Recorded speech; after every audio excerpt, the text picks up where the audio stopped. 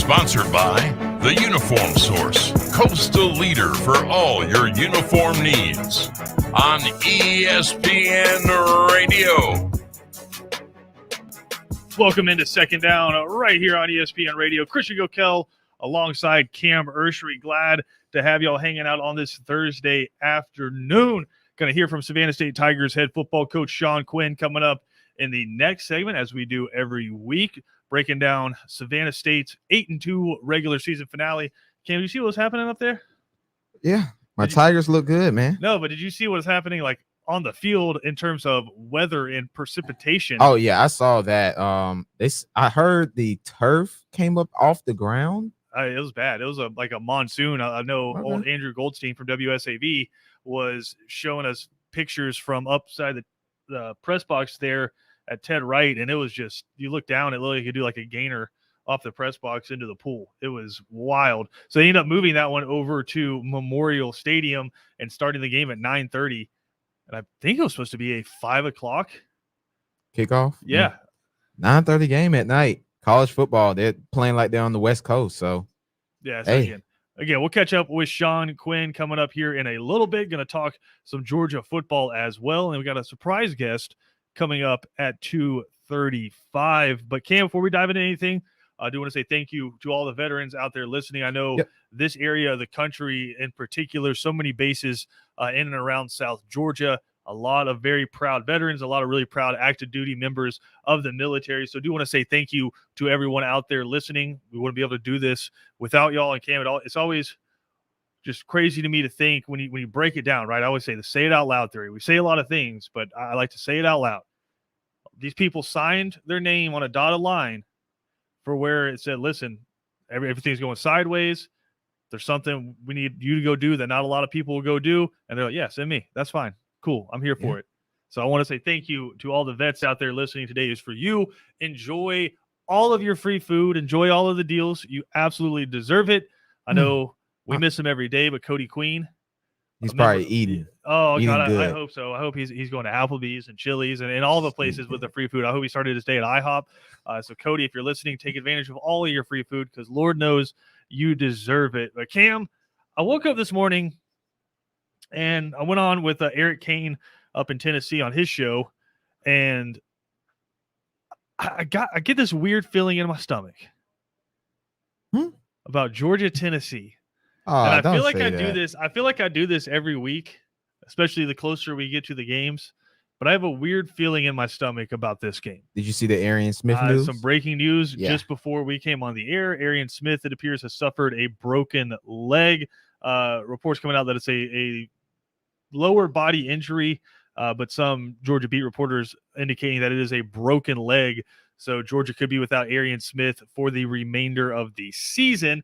And, man, I was just up on the Sports Animal in Tennessee talking about this and saying, like, hey, Georgia's about as healthy as they've been in terms of pass catchers all year. Jinxed them. Because you've been going, you can go too deep now. Really, you go Ladd McConkey, A.D. Mitchell, right, going out there for you, and then it was Arian Smith. Well, now you lose Arian Smith, so you still have Kyrus Jackson back, right? Jermaine Burton has been playing really well for you. But it's just now all of a sudden, instead of having that too deep at wide receiver, it's more of a rotation base. So still pretty deep, right? You can go 5-6 deep at the wide receiver position for Georgia, but not as deep as you like it at losing Arian Smith. I guess that's kind of balancing out against the news that George Pickens and Dominic Blaylock are taking reps with the scout team right now. Yeah, so could you see them before the season's out? There's so many injuries on this Georgia offense. It's kind of like sometimes you lose track. I'm like, man, that can't be Georgia's wide receiver core. Then you said Blaylock and Pickens are freaking All-American and Pickens. Yeah. You just totally forget about them because they're so deep at every position. Yeah, I thought Dominic Blaylock was the better of the two receivers when they were freshmen. I thought he was pretty dominant there, and then obviously gets hurt in that SEC championship against LSU and then re-injures the knee. So they have been in the surgery to repair that knee. They actually took a portion of his hamstring. So they've been very, very careful and diligent bringing Dominic Blaylock back. And then obviously George Pickens gets hurt before the season starts. And so this has been a pretty miraculous turnaround time for him. The fact he's already out there working with the scout team. We don't know what the timetable is or what the amount of workload he's getting. He's just Take out your there time. Yeah. doing that is wild. But I still think the fact that you had to kind of force feed Lad McConkey early in the season, right? And AD Mitchell had to get out there. We talked to JT Daniels at SEC Media Days, and we asked him, hey, who's somebody that we're not talking about right now that we need to talk about? And he said AD Mitchell. And that was coming off that huge performance he had in the G-Day game. So I think the fact that you kind of had to force feed these guys early, Brock Bowers, right? If everything went chalk and you had George Pickens and you had Jermaine Burton out there and Darnell Washington wasn't injured at the beginning of the year, right? And Eric Gilbert. Yeah, Eric Gilbert shows up, right? Maybe we don't see Brock Bowers, but all of a sudden, he's one of the best tight ends in the country. If Brock Bowers entered the draft today, he would be a first, second round pick. I agree with that. He's actually, I mean, he runs what, like a 4.5? I mean, It's fast. He's really good. We have the tape up where Ben breaks it down of his catch against UAB where he literally outruns a safety that had the angle on him. Yeah. It's different what he can do from that tight end position. But just looking at this Tennessee offense, the defense is not good. Their defense is not good whatsoever. But I feel like what they're going to try to do is take the Missouri playbook, which I think is how you should absolutely attack this Georgia offense, which is load the box with 8 and say beat us deep. If you can hit 50-50 balls over our head consistently, fine. This is different than 2020. You don't have George Pickens that you're throwing the football to. We're going to take our shots with the Jermaine Burtons and the Lad McConkeys, and that's fine. We're not going to let you run for 4 or 5 yards a clip. I think Tennessee's going to try to do that. And is Georgia going to hit some chunk plays on Saturday? Absolutely. But are they going to get some stops? I think so. I think we forget because of how quick those 2 minutes happened. Georgia was only up 3-0. Oh yeah, against Florida. I don't forget about that. I mean, very late in the first half. They struggled to. They struggled to move the ball a little bit at times, especially with the running game last game against Missouri. They played. I mean, I know the score didn't indicate it, but Missouri played the absolutely perfect last game. It's just Stetson Bennett was in the first half. Georgia was able to break it in the second half. Yeah, but Stetson Bennett had a few kind of lucky passes. One was tipped up, and Jermaine Burton just called it, but. Outside of that, Stetson Bennett was really good last game. And he's gonna have to be really good this game. This is, I wouldn't say a potential. I don't want to say shootout because I don't think Tennessee's just gonna light up the scoreboard. But I think Stetson Bennett, he needs to get prepared as in going into the game thinking, okay, I have to go out here and score some points, not hand the ball off to these running backs. I would say the opposite. If I'm looking at Stetson Bennett and I'm Kirby Smart and Todd Monken, I'm saying just do what we've been doing.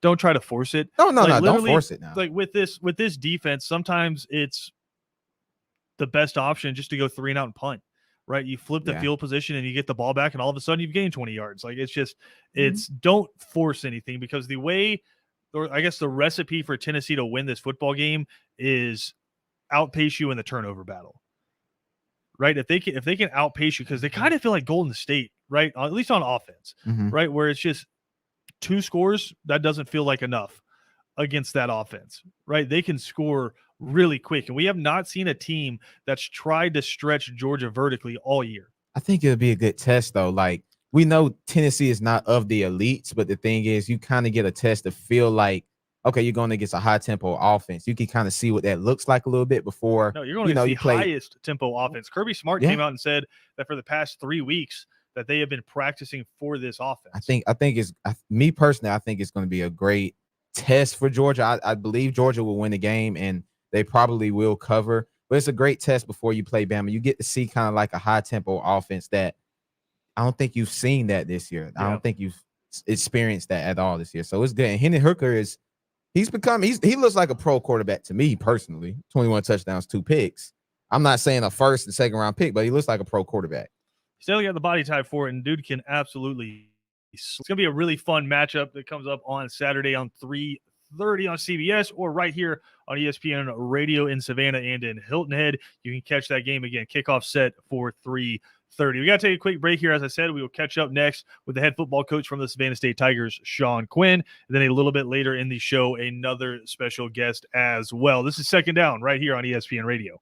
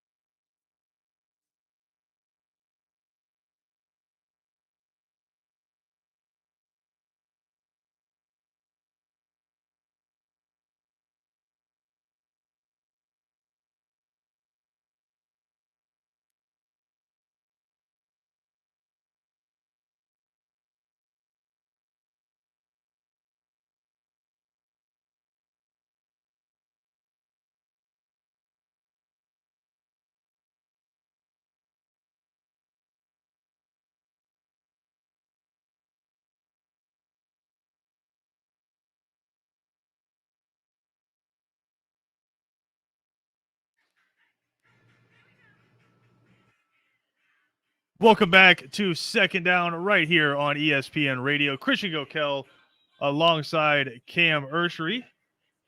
And Cam, we mentioned it's Veterans Day today.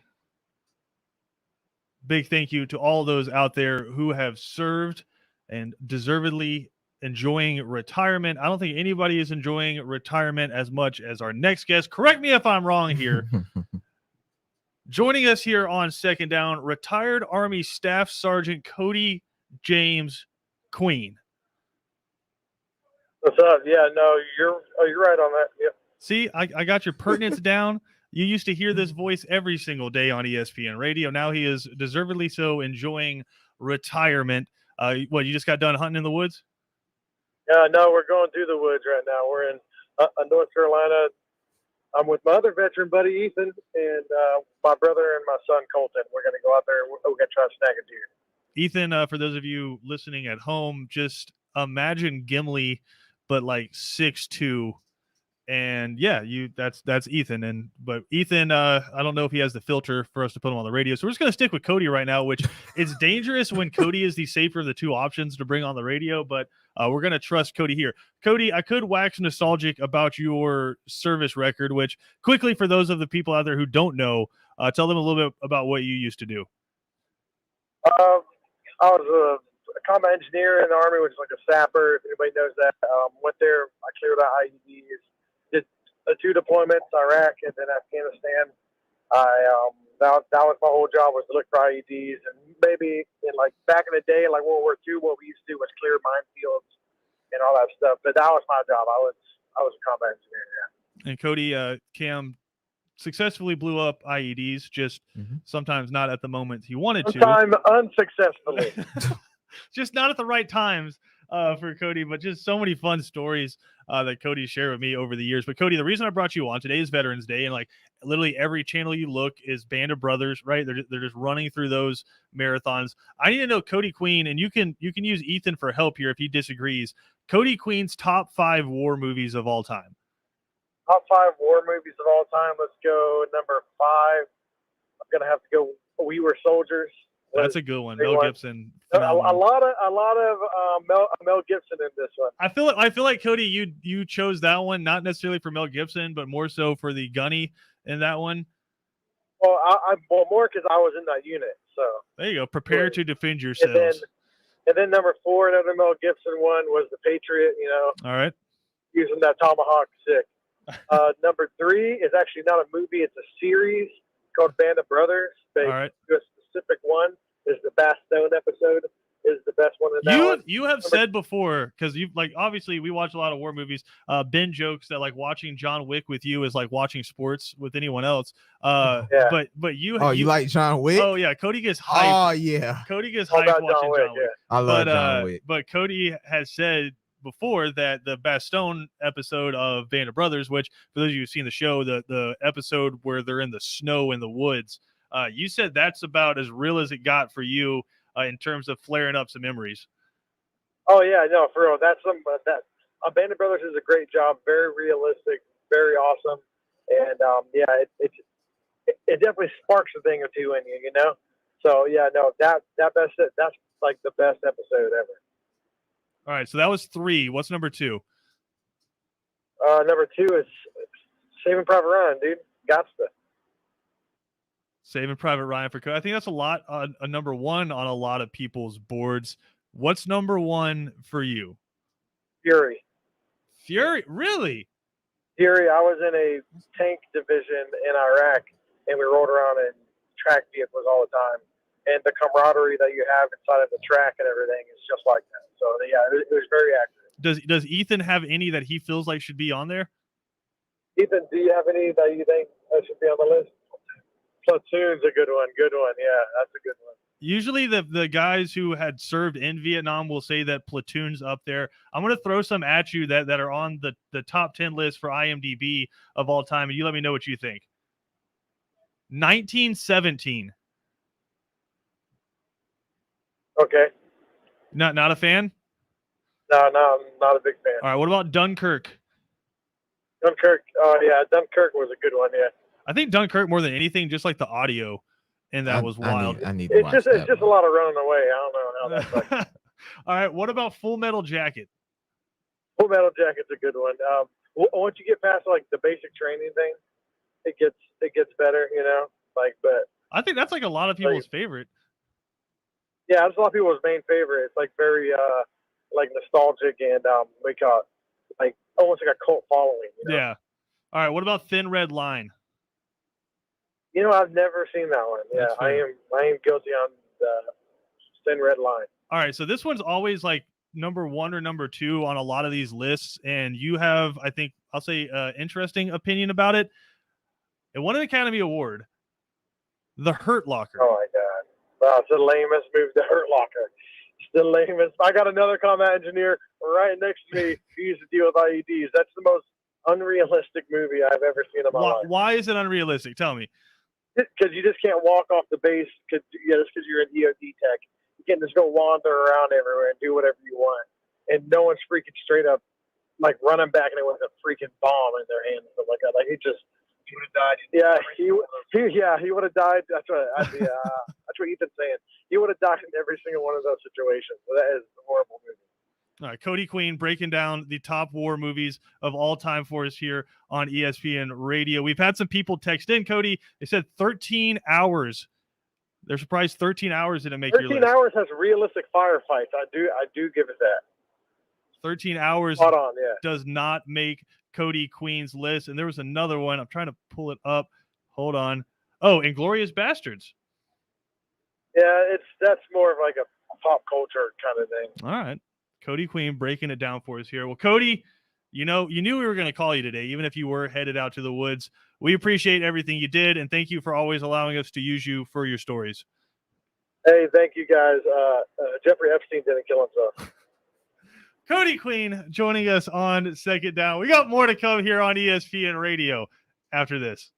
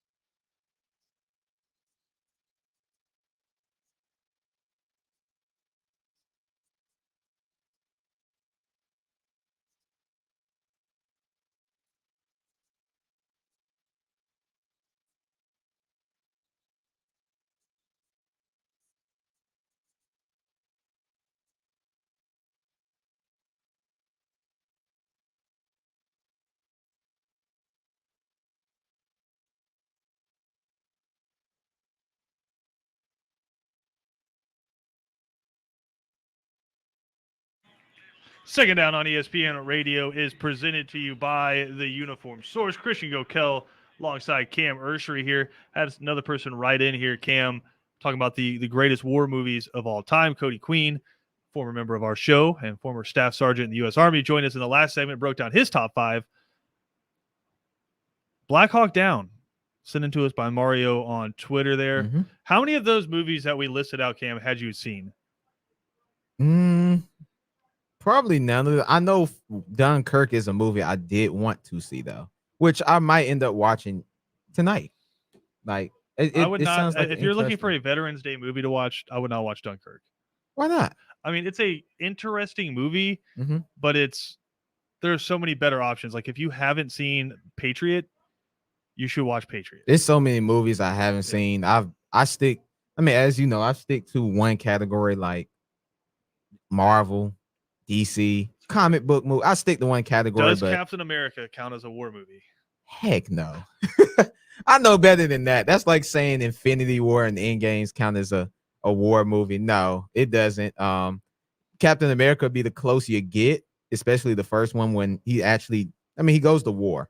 So I guess that's the closest you could get. Listen, yeah. if people can call Die Hard a Christmas movie, then you can certainly call Captain America a war movie. I guess so. My point is neither one of those are actually those. No, but people call Die Hard a Christmas movie, and because they're trying to be cute. I've not had a people Christmas call movie. Captain America. Are you gonna watch Captain America today? No. I've had people ask that. Shout out to my pops too, former Marine, uncle, former Marine. So shout out to you guys as well. I know my dad is at least watching. He's gonna go get a lot of food today. I hope so. He is. Well, hey, let's open up the phone lines. 912-342-7184. Again, 912-342-7184. If you want to say thank you to a veteran in your life, if you're a veteran and you want to have your branch, your unit recognized, or you just want to argue with us about war movies and which ones deserve to be on the list, 912-342-7184. We got a few minutes before 3 and Out comes up. But Cam, while we wait for those, Heisman Trophy talk has gotten pretty heated lately, and I think there's some interesting names out there that are starting to pop up as some of the ones when we started at the beginning of the year, JT Daniels, right? Matt Corral. Those were the guys that we were expecting to see at the top of the list. But right now you're seeing the names pop up like Kenneth Walker, right? Running back from Michigan State. My question to you is this. Which one of these guys out here have had their Heisman moment? Because I was going back and looking through some of the great Heisman moments. Like you had Reggie Bush against Fresno State when he won his, just that highlight reel. You had Sam Bradford flipping over Oklahoma State and then running the football in. You had Cam Newton running through LSU, Johnny Manziel with the fumble touchdown or almost fumble touchdown where he kind of threw the ball up in the air, had his back to the end zone, turned back around and threw a touchdown. I had forgotten about this one.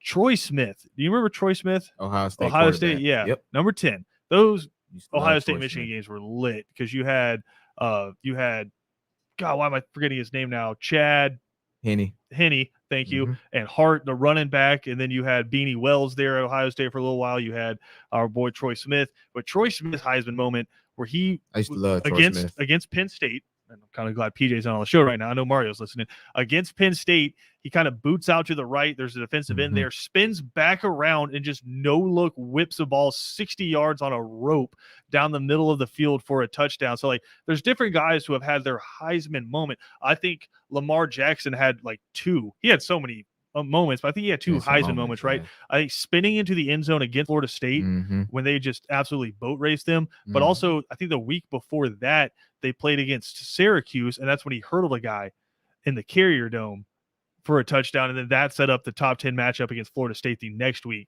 So Lamar Jackson had that moment. Tim Tebow, in your mind, which moment would it be for Tim Tebow? Because for me, it's the 7 touchdown performance against South Carolina. Tim Tebow has so many moments. I might have to go with that, but he has so many moments. Like I said, I still think he's the greatest college I would argue with quarterback. that. He's just not the best. No, he's not the best, but I think he's just the quarterback. greatest, man. But so Tim many Tebow, he was amazing. Yeah, so many awesome moments out there. Has anyone had that moment yet this year? I will go Kenneth Walker. I think 5 touchdowns against Michigan. I mean, a big rivalry. I know down here it's not, but up there it's huge. And that was, I mean, 5 touchdowns, 198 yards on the ground. I think that's a moment. You spoke on Caleb Williams against Texas. That's a moment.